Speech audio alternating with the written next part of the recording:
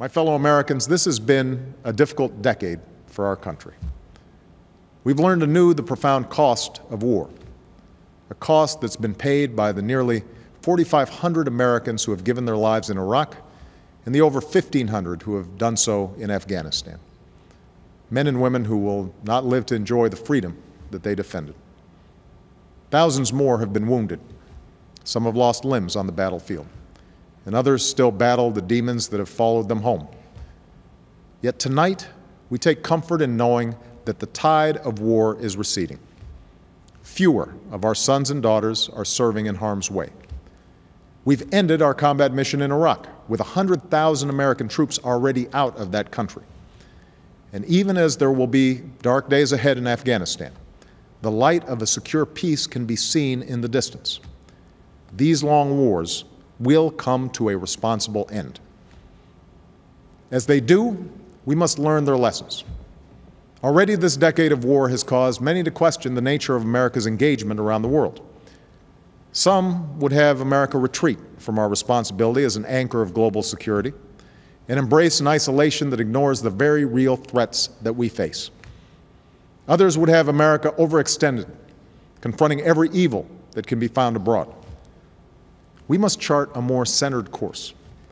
Like generations before, we must embrace America's singular role in the course of human events. But we must be as pragmatic as we are passionate, as strategic as we are resolute.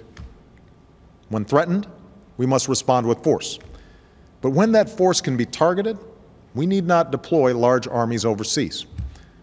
When innocents are being slaughtered and global security endangered, we don't have to choose between standing idly by or acting on our own. Instead, we must rally international action, which we're doing in Libya, where we do not have a single soldier on the ground, but are supporting allies in protecting the Libyan people and giving them the chance to determine their own destiny. In all that we do, we must remember that what sets America apart is not solely our power. It is the principles upon which our union was founded. We're a nation that brings our enemies to justice while adhering to the rule of law and respecting the rights of all our citizens. We protect our own freedom and prosperity by extending it to others.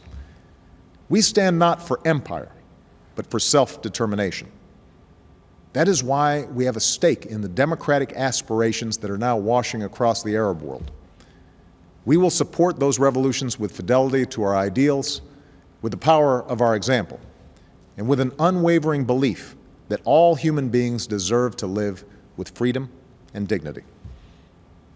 Above all, we are a nation whose strength abroad has been anchored in opportunity for our citizens here at home. Over the last decade, we have spent $1 trillion on war at a time of rising debt and hard economic times. Now we must invest in America's greatest resource, our people. We must unleash innovation that creates new jobs and industries while living within our means. We must rebuild our infrastructure and find new and clean sources of energy. And most of all, after a decade of passionate debate, we must recapture the common purpose that we shared at the beginning of this time of war.